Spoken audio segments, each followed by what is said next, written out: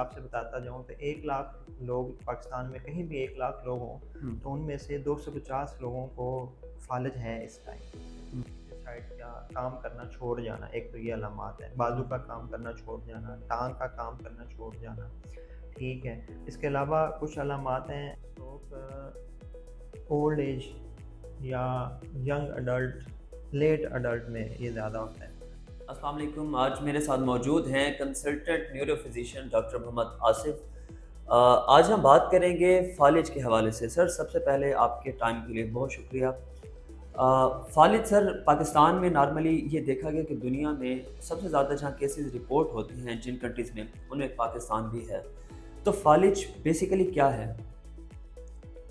जी, आपका बहुत शुक्रिया। आज आपने बहुत ही अहम एक टॉपिक सेलेक्ट किया है जिस पे हमने बात करनी है। जैसे कि आपने बताया कि फ़ालिज बहुत कॉमन है पाकिस्तान में, तो उसको मैं थोड़ा और हिस्सों के हिसाब से बताता जाऊँ तो 1 लाख लोग पाकिस्तान में कहीं भी 1 लाख लोग हों, तो उनमें से 250 लोगों को फ़ालिज है इस टाइम। और हो सकता है ये फ़िगर थोड़ी पुरानी हो, और अगर हम लेटेस्ट फ़िगर देखें तो ये इससे भी ज़्यादा हो। और जिस तरह की हमारी अब सोसाइटी है, इसमें ये चीज़ें बढ़ रही हैं। जी। अच्छा, आपका एक ये क्वेश्चन था कि फ़ालिज है क्या?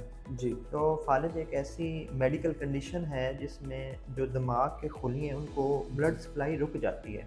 ओके। तो इसकी 2-3 मुख्तलिफ सूरत-ए-हाल होती हैं, मुख्तलिफ कंडीशंस होती हैं। एक में तो क्लॉट आ जाता है जो बहुत कॉमन है, लोगों को पता है। और दूसरा ये होता है कि शरेयान का फट जाना, वो भी फ़ालिज होता है। तो मोस्ट कॉमन है वो क्लॉट आ जाना है।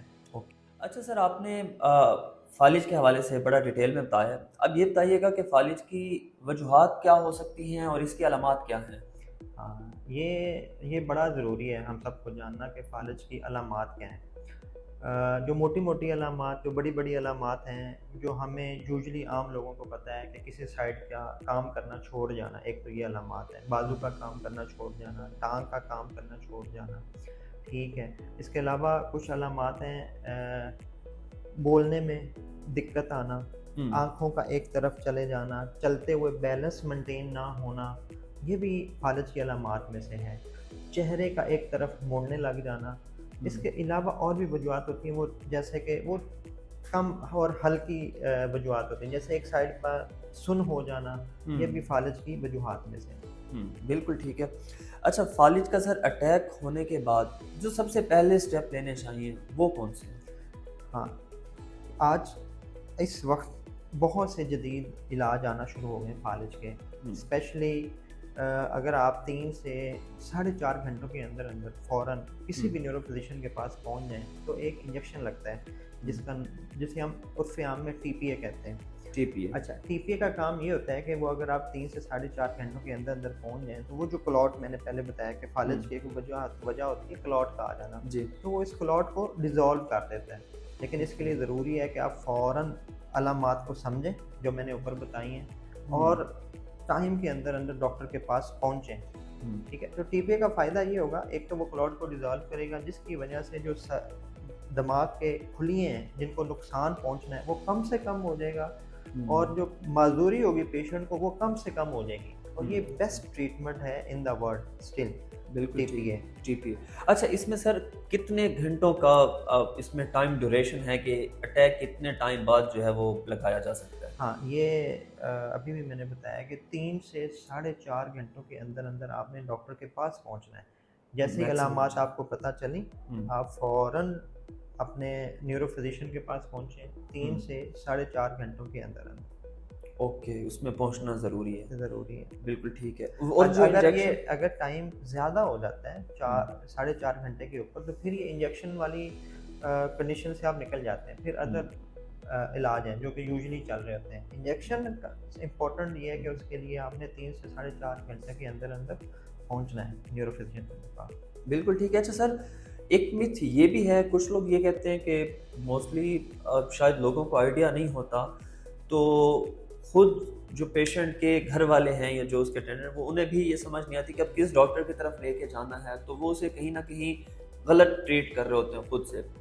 इस हवाले से आप क्या कहेंगे? हाँ, कुछ चीज़ें हैं सोसाइटी में, जैसे कि दम करवाना, फ़ालिज का एक प्रॉपर इलाज है। फ़ौरन दम करवाने की तरफ ना जाएँ। कुछ हकीमों के पास पेशेंट या लोग लेके जाते हैं, ये आप हकीम की तरफ जाने या दम करवाने के बजाय फ़ौरन न्यूरो फिजिशियन के पास आएँ।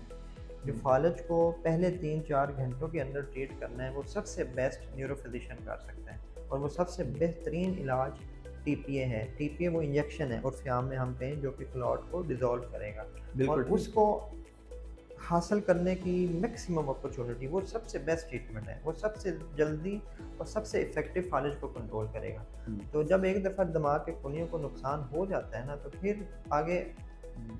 हैं ट्रीटमेंट्स, फिर वो आहिस्ता-आहिस्ता और लंबे ट्रीटमेंट्स हैं, टाइम टेकिंग है। टाइम टेकिंग है। अच्छा सर, ऐसी क्या बॉडी आपकी साइंस कुछ शो कर रही होती है जो कि फालिज की तरफ मूव कर रही होती हैं वो बीमारियाँ?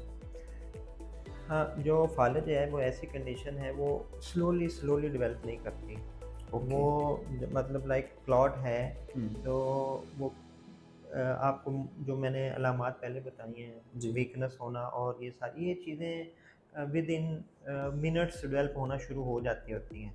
ठीक है। ये दिनों की और उतनी घंटों की या महीनों की बात नहीं है, जी, विद इन मिनट्स और आवर्स के अंदर ये सब कुछ हो जाता होता है। तो अलामात ऐसी नहीं है फ़ालिज की, लेकिन कुछ बीमारियां हैं जो कि हम प्रेडिक्ट कर सकते हैं कि इनमें फ़ालिज ज़्यादा होता है। हुँ, मिसाल के तौर पे शुगर वाले मरीज़ में रिस्क होता है फ़ालिज का, ब्लड प्रेशर हुँ, वाले मरीज़ में जिसका ब्लड प्रेशर ज़्यादा होता है हुँ, उसमें होता है, जिसका कोलेस्ट्रॉल बढ़ा हुआ है, लिपिड्स बढ़े हुए हैं, उस हुँ, पेशेंट में ज़्यादा होगा। स्मोकिंग एक रिस्क है जिसमें फ़ालिज ज़्यादा हो जाता है। ड्रग्स हैं, मुख्तलिफ ड्रग्स एडिक्ट, उसमें फ़ालिज ज़्यादा होता है। अल्कोहल में जो लोग अल्कोहल ड्रिंक करते हैं उसमें ज़्यादा होता है। उसके अलावा कुछ कार्डियक कंडीशंस होती हैं, हार्ट की बीमारियां जिसमें ये मसला हो सकता है। ठीक है, रिदम हुँ, का ख़राब हो जाना, जिन बूढ़े लोगों में हार्ट हुँ, रिदम ख़राब हो जाता है, बेतरतीब हो जाता है, जिसकी वजह से ये स्ट्रोक का हुँ, रिस्क होता है। और भी हार्ट की बहुत सी डिजीज़ेज़ हैं, इसके अलावा बहुत सी रेयर डिजीज़ेज़ होती हैं, हुँ। लेकिन जो चीज़ा चीज़ा बड़ी और कामन है, जो बहुत ज़्यादा फालिज करवाती हैं हमारी सोसाइटी में कामन है, वो यही है। अच्छा सर, इसमें कोई एज फैक्टर भी है कि फालिज के केसेस इस एज ग्रुप में नॉर्मली ज़्यादा रिपोर्ट होते हैं? वैसे तो स्ट्रोक ओल्ड एज या यंग अडल्ट, लेट अडल्ट में ये ज़्यादा होता है। ओके। यंग अडल्ट में कम होता है, लेट अडल्ट और हुँ, ओल्ड एज। साइंस में ना हम इसकी तारीफ मुख्तलिफ है, ओल्ड एज कब कह रहे कहेंगे और वो हुँ, आम अगर मैं बताऊँ तो 50-60 के बाद फालिज की ये बीमारी होती है, वो भी इन लोगों हुँ, में जिनमें रिस्क ज़्यादा होता है। यंग पेशेंट्स में फालिज बहुत कम होता है, बहुत कम और रेयर काजेज़ होती हैं। वो हुँ, बहुत ही मामूली मतलब ऐसे रेयर उसको हम कहते हैं जो बहुत कम मतलब ना उसकी फ्रीक्वेंसी बहुत कम हो सोसाइटी हुँ। में, बहुत कम होती है। बिल्कुल ठीक है। अच्छा सर, अब ये बताइएगा कि फ़ालिज का अटैक होने के बाद जो उसकी ट्रीटमेंट है वो हो गई। अब उसके बाद क्या करना चाहिए हुँ। पेशेंट को? देखिए, अगर तो आप 3 से साढ़े 4 घंटों के अंदर आते हैं तो फिर तो मैंने बताया टीपीए हुँ, लगेगा। लेकिन उसके बाद चले जाएँ 4 आवर्स के बाद चले जाते हैं, उसके बाद भी कुछ 24 घंटे तक हमारे पास कुछ ट्रीटमेंट्स हैं, ऑप्शंस हैं। ऑप्शन हैं। हुँ, जैसे जैसे हम कहते हैं थ्रोम्बेक्टमी, वो हुँ, वेसल के ज़रिए, खून की नाली के ज़रिए जाते हैं और क्लॉट को बाहर निकालते हैं। 24 घंटे के अंदर उसको भी अवेल किया जा सकता है। वो भी, लेकिन ये सहूलत जो है ना वो बहुत कम और बड़े शहरों में है। हुँ, ठीक है। बिल्कुल ठीक है। और जो उसके बाद जो हम कर सकते हैं फिर वो हुँ, हमने क्या करना है कि जो नुकसान हो चुका, फालिज बेसिकली दिमाग के खुलियों का नुकसान है, जो नुकसान हो चुका है तो हमने उसको आहिस्ता आहिस्ता रिकवर करना है। जो वीकनेस, मिसाल के तौर पे पेशेंट को वीकनेस डेवलप हो गई है तो हमने उसके हुँ, लिए फिजियोथेरेपी करनी है हुँ, और फिजियोथेरेपी भी पहले 6 मंथ तक इफ़ेक्टिव है। तो उसमें आप जितनी करें उतनी कम, हुँ, बहुत ज़्यादा, जितनी हुँ, आप करेंगे उतनी बेहतरी आएगी। सबसे अहम ये है कि एक दफ़ा फ़ालिज होने के बाद ऐसा नहीं है कि दोबारा फ़ालिज नहीं हो सकता। तो हुँ, हमने रोकना है कि दोबारा फ़ालिज ना हो।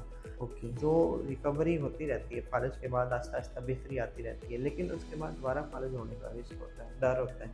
हुँ, उसके लिए हमने कुछ स्टेप्स लेने हैं। हुँ, मैंने कुछ चीज़ें आपको पहले बताई हैं, जैसे कि हुँ, शुगर है, ब्लड प्रेशर का ज़्यादा होना है, कोलेस्ट्रॉल का ज़्यादा होना है, स्मोकिंग है, ठीक है, ड्रग्स हैं, हुँ, ये रिस्क फैक्टर्स हैं। इन हुँ, सारे रिस्क फैक्टर्स को हमने एड्रेस करना है, इनको हमने कंट्रोल करना है, तो हुँ, दोबारा नेक्स्ट फालिज से हम बच सकते हैं। इसी तरह हमने अपने लाइफ़स्टाइल में चेंजेस करनी है, ठीक है? डाइट में चेंजेस करनी है। अगर ब्लड प्रेशर है तो नमक का इस्तेमाल कम करें, शुगर है तो मीठी चीज़ें और शुगर जो चीज़ें बढ़ाती हैं उनका इस्तेमाल कम करें, शुगर को कंट्रोल करें, ठीक है? और एक्सरसाइज करनी है। एक्सरसाइज में आपने दो तरह की एक्सरसाइज करनी है। एक तो कार्डियो प्रोटेक्टिव होती है जिसमें हार्ट रेट और ओवरऑल बॉडी अच्छा रहता है। एक स्पेसिफिक एक्सरसाइज होती है जिस साइड पे वीकनेस हो गई है तो उसकी एक्सरसाइज है, जिसे हम फिजियोथेरेपी कहते हैं। स्पीच थेरेपी, बोलने का मसला हो गया तो स्पीच थेरेपी होती है। तो एक स्पेसिफिक एक्सरसाइजेज भी होती हैं ताकि डैमेज को जल्दी से जल्दी रिकवर किया जाए, और एक बिल्कुल जी। ओवरऑल जनरल एक्सरसाइजेज होती हैं जाके ताकि ओवरऑल बॉडी हेल्थ रहे, दिमाग की जो शरेयानें दिमाग की तरफ जा रही हैं उसका ब्लड फ्लो अच्छा रहे और दोबारा क्लॉट ना हो। इन सारी चीज़ों को हमने एड्रेस करना है। बिल्कुल ठीक है सर। लास्टली ये बताइएगा कि एहतियाती तदाबीर कौन सी अपनानी चाहिए फालिज से बचने के लिए? फालिज से बचने के लिए नंबर वन, अगर अगर तो पेशेंट को फालिज नहीं है तो उसको पहले सबसे पहले ये जानना है कि इन पेशेंट को फालिज हो सकता है। वही रिस्क फैक्टर जो मैं बार बार जी जी। बता रहा हूँ, डायबिटीज़ है, हाइपरटेंशन है, कोलेस्ट्रॉल है, उनको कंट्रोल करें, ओके। एक्सरसाइज करें ताकि हार्ट भी अच्छा रहे और जो जिन शरेयानों में ब्लड फ्लो कर रहा है वो भी क्लॉट ना आए वहाँ पे। ठीक है, जी। तो ये आपने करना है। एक्सरसाइज करें, डाइट का प्लान अच्छा डाइट रखें, सेडेंटरी लाइफस्टाइल से बचें और रिस्क फैक्टर्स जो हैं उनको कंट्रोल करें तो फालिज नहीं होगा। लेकिन अगर एक दफ़ा हो चुका है तो भी ये चीज़ें हमने रखनी है ताकि दोबारा फालिज ना हो।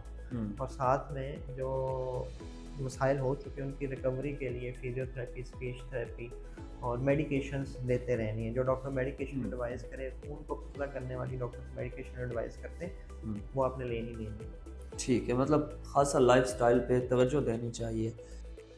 और बाकी ये है कि सरगोदा और गिरदनवा के जो इलाके हैं उनके लिए खुशखबरी है कि मैं भी as a consultant neuro physician जी। मुबारक हॉस्पिटल, जिसमें Mubarak medical complex new block, उसमें बैठता हूँ 5 डेज़ के लिए, 2 बजे से लेकर 6 बजे तक।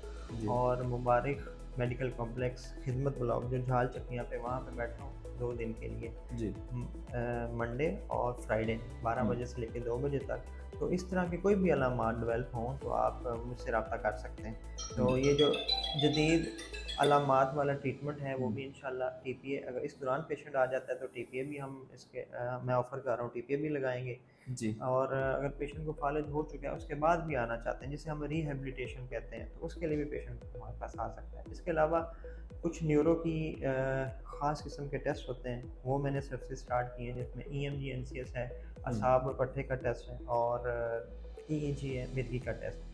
तो वो भी मैंने स्टार्ट किया, तो उसके रिलेटेड भी कोई पेशेंट्स आना चाहें तो वो आ सकते हैं। बिल्कुल ठीक sir, thank you very much. आपने बड़ी डिटेल से आज फालिज और उसकी कॉजेज़ और उसके ट्रीटमेंट के हवाले से हमें बताया।